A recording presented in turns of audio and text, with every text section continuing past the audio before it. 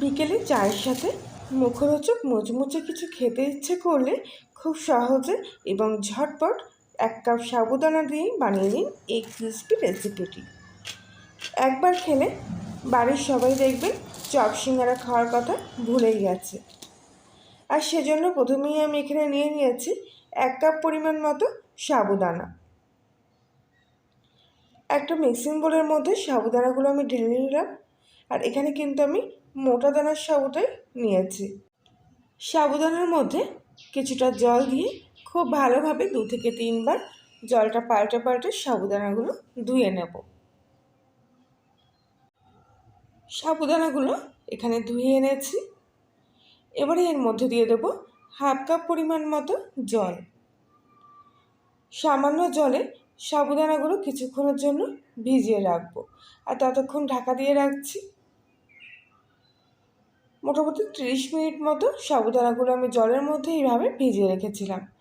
আর ভিজে যাওয়ার পরে দেখুন কত সুন্দর ফুলে গেছে সাবুদানাগুলো একেবারে।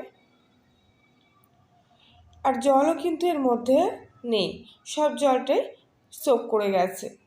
তবুও একটা ছাঁকনির মধ্যে আমি সাবুদানাগুলো নিয়ে নিচ্ছি। যদি এক্সট্রা জল থেকেও থাকে তাহলে সেটা কিন্তু অবশ্যই এইভাবে ফেলে দিতে হবে। এবারে এই ঝরঝরে সাবুদানাগুলো আমি আবারও ঢেলে নিলাম। আর এখানে নিয়েছি একটা সেদ্ধ করা আলু।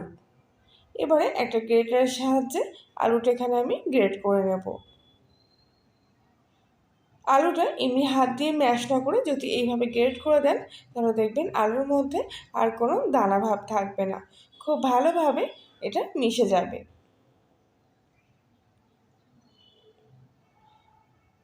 সম্পূর্ণ একটা গোটা আলু এখানে আমি গ্রেট করে নিয়েছি। 1 কাপ সাবুদানায় একটা সিদ্ধ আলুই যথেষ্ট। এবারে এর মধ্যে দিয়ে দেবো কিছুটা কাঁচা লঙ্কা কুচি, কিছুটা চিলি ফ্লেক্সের মধ্যে দিয়ে দিচ্ছি। তবে কাঁচা লঙ্কাটা আপনারা যেরকম ঝাল খাবেন সেই অনুযায়ী দেবেন। এখানে আমি 1 কুচি আদা নিয়েছি। এই আদাটাও আমি গ্রেটারের সাহায্যে গ্রেট করে দেব। যেহেতু এখানে আমি পেঁয়াজ ব্যবহার করছি না, সম্পূর্ণ নিরামিষভাবেই করছি এই নাস্তাগুলো, সেই জন্য আদা দিচ্ছি।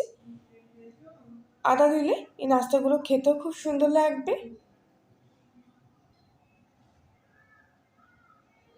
এবারে এর মধ্যে দিয়ে দেবো স্বাদ মতো লবণ, আর দিয়ে দেবো অল্প সামান্য 1/2 চামচেরও একটু কম পরিমাণ মতো হলুদ গুঁড়ো, আর সামান্য একটু কাশ্মীরি লঙ্কার গুঁড়ো। এই দুটোই দিলাম যাতে নাস্তাগুলোর কালারটা খুব সুন্দর আসে। আর দিচ্ছি 1/2 চামচি মতো সবজি মশলা, নিরামিষ সানরাইজে যে সবজি মশলাটা পাওয়া যায় সেই সবজি মশলা এখানে আমি দিলাম। আর দেবো 1/2 চামচি মতো চাট মশলা, আর সব শেষে দিচ্ছি একটু শাহি গরম মশলা। তবে এখানে যদি আপনারা গরম মশলা না দিতে চান তাহলে ম্যাগি মশলাও ব্যবহার করতে পারেন। এবার সব শেষে দিচ্ছি 2 চামচ মতো কর্নফ্লাওয়ার। তবে কর্নফ্লাওয়ারের বদলে এখানে আপনারা ময়দাও ব্যবহার করতে পারেন, তবে আমার মনে হয় কর্নফ্লাওয়ারটা দিলে নাস্তাগুলো বেশি মুচমুচে হবে।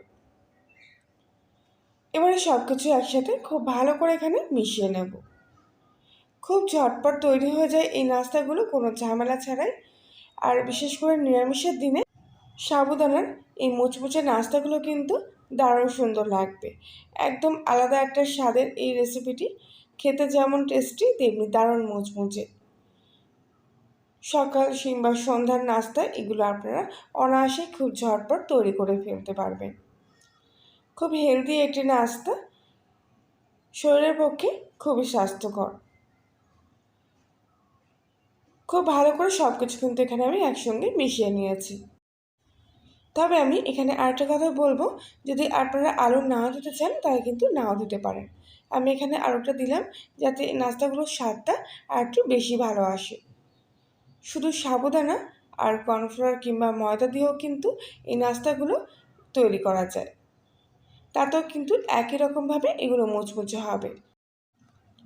সব কিছু এবার আমি হাত দিয়ে মেখে নিচ্ছি, কেননা মনে হয় হাত দিয়ে মাখলে বেশি ভালো হবে মাখাটা। আর এখানে কিন্তু একটা কথা বলছি, খুব ভালো করে কিন্তু একদম ম্যাশ করবেন না, এরকম হালকা হাতে মাখাটা মাখবেন। নইলে সাবুদানাগুলো যদি একেবারে মিশে যায় আলুর সাথে, তাহলে কিন্তু দেখতে ভালো হবে না। এবারে হাতটা পরিষ্কার করে ধুয়ে এসে হাতে একটু সামান্য তেল মাখিয়ে নিয়ে এবার এক এক করে আমি নাস্তাগুলো সেপ দিয়ে দেব।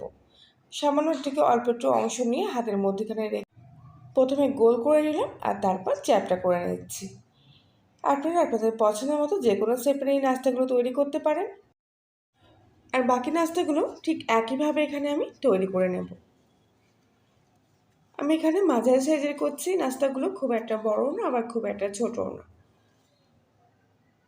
এইভাবে প্রথমে গোল করে নিলাম আর তারপরে চ্যাপটা করে নিলাম। দেখুন খুব সহজ,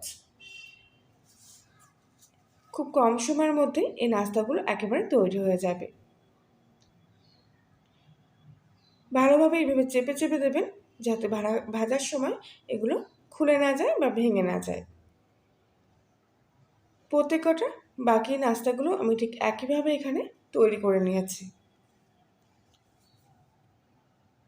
সাবুদানার এই নাস্তাগুলো এবার ভাজার জন্য পুরোপুরি রেডি। আর সেজন্য আমি কড়াইয়ের মধ্যে সামান্য অল্প একটু তেল নিয়ে নিয়েছি।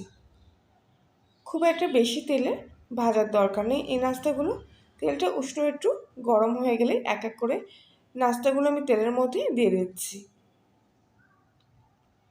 প্রথমে আমি 3টে নাস্তা একসঙ্গে ভাজছি, তারপরে বাকিগুলো আবার ভেজে নেবো এক এক করে।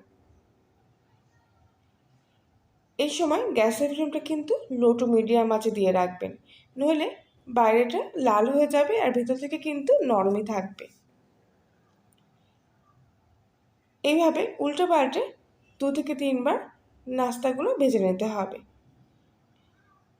বেশি সময় একটা পিঠ একটা সাইডে রেখে দেবেন না, তাহলে কিন্তু একটার দিক কালো হয়ে যেতে পারে।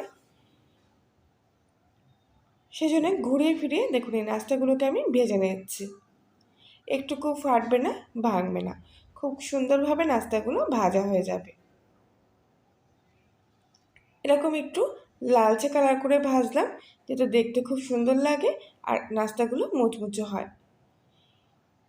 এগুলো ভাজা হয়ে গেছে, এবার এগুলো তেল থেকে তুলে নিচ্ছি। বাকি নাস্তাগুলো ঠিক একইভাবে এখানে আমি ভেজে নেব।